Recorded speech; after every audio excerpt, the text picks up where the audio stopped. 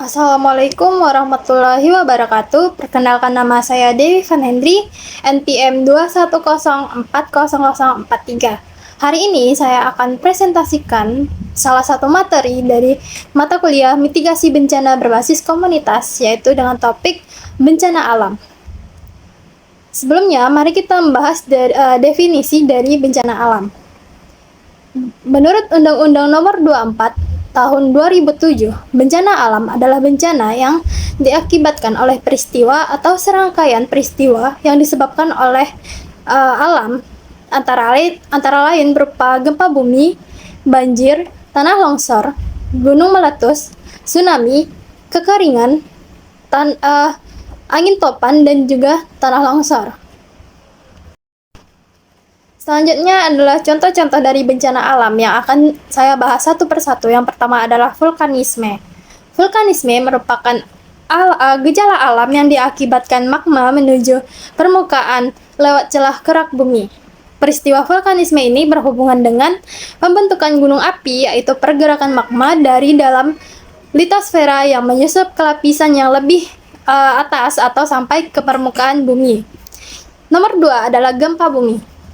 Gempa bumi adalah salah satu fenomena geologi yang paling kuat dan berdampak besar di bumi. Gempa bumi terjadi ketika ada pergerakan atau pelepasan energi di kerak bumi. Adapun faktor-faktor gempa bumi yang pertama adalah gerakan subduksi, yaitu terjadi ketika suatu lempeng turun ke bawah lempeng lainnya sehingga menciptakan tekanan yang kemudian dilepaskan. Yang kedua adalah pergerakan lateral. Terjadi ketika dua lempeng bergerak sejajar satu sama lain, menciptakan gesekan yang menyebabkan gempa bumi. Lalu yang ketiga adalah pelepasan tekanan. Batuan di kerak bumi membangun tekanan yang dapat dilepaskan secara tiba-tiba, menyebabkan gempa bumi. Adapun jenis-jenis gempa bumi ada 5, yaitu gempa bumi tektonik, yaitu gempa bumi yang disebabkan oleh pergerakan lempeng tektonik. Yang kedua adalah gempa bumi vulkanik, dia terkait dengan aktivitas gunung api dan pelepasan tekanan gas vulkanik. Dan yang ketiga, gempa bumi runtuhan, terjadi karena runtuhnya bebatuan besar di kerak bumi. Dan yang terakhir adalah gempa bumi dalam, terjadi karena di dalam lempeng tektonik jauh dari permukaan dan seringkali berdampak lebih besar. Adapun hubungan antara gempa bumi dengan tsunami dan juga letusan gunung api, yaitu gempa bumi adalah getaran yang dirasakan di permukaan bumi yang berasal dari dalam lapisan kulit bumi sehingga dapat mempengaruhi aktivitas lingkungan yang ada di sekitarnya. Dan gunung api dan dalam kasus tertentu dapat memicu terjadinya letusan gunung api. Selain itu, jika getaran gempa bumi sangat kuat dan berlokasi di laut, akan beresiko tsunami. Selanjutnya adalah banjir. Banjir adalah peristiwa atau keadaan di mana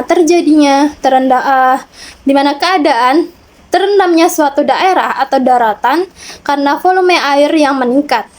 Penyebab utama banjir yaitu intensitas curah hujan yang tinggi dengan daya serap tanah yang rendah akibat penebangan hutan secara liar seperti yang terjadi di pesisir selatan bulan Maret tahun 2024 lalu.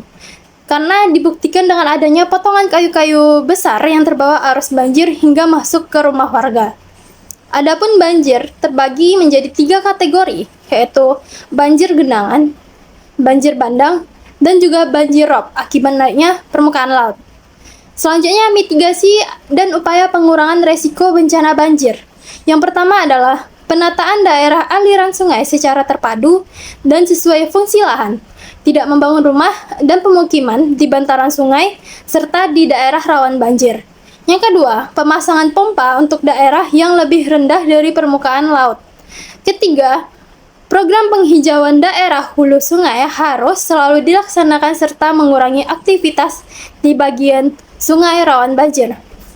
Adapun dampak banjir yaitu merusak sarana prasarana termasuk perumahan, gedung, jalur transportasi putus, peralatan rumah tangga rusak atau hilang karena terbawa dari banjir. Yang kedua adalah menimbulkan penyakit diare, infeksi saluran pernapas, dan juga ruam kulit akibat air yang kotor yang dibawa oleh banjir. Yang ketiga adalah dapat menimbulkan erosi bahkan tanah longsor. Dan yang terakhir adalah pencemaran lingkungan. Selanjutnya, contoh bencana alam tanah longsor. Tanah longsor adalah perpindahan material berbentuk lereng berupa batuan, bahan rombakan, tanah atau material campuran tersebut bergerak ke bawah atau keluar lereng. Proses terjadinya tanah longsor diawali dengan oleh air yang menyerap ke dalam tanah akan menambah bobot tanah. Jika air tersebut menembus sampai ke tanah, kedap air yang berperan sebagai bidang gelincir, maka tanah akan menjadi licin dan tanah pelapukan di atasnya akan bergerak mengikuti lereng dan keluar lereng. Adapun penyebab tanah longsor yaitu tanah yang bergeser menyebabkan erosi tanah dan kemudian terjadi longsor. Erosi ini kemudian merupakan pengikisan tanah yang disebabkan aliran air permukaan air atau air hujan, sungai-sungai atau gelombang laut yang menggerus lereng tanah. Air yang menggerus lereng tanah ini akhirnya bertambah curam dan menjadi penyebab dari tanah longsor. Tanda-tanda akan terjadi tanah longsor yaitu munculnya retakan-retakan di lereng yang sejajar dengan arah tebing dan biasanya terjadi setelah hujan. Munculnya mata air baru secara tiba-tiba, tebing rapuh dan kerikil mulai berjatuhan, dan jika musim hujan biasanya air bergenang, menjelang bencana itu airnya langsung hilang. Selanjutnya adalah pintu dan jendela yang sulit dibuka. Runtuhnya bagian tanah dalam jumlah besar, pohon atau tiang listrik banyak yang miring, dan halaman atau dalam rumah tiba-tiba ambles. Baik, itu saja presentasi materi dari saya hari ini. Terima kasih sudah menonton. Assalamualaikum warahmatullahi wabarakatuh.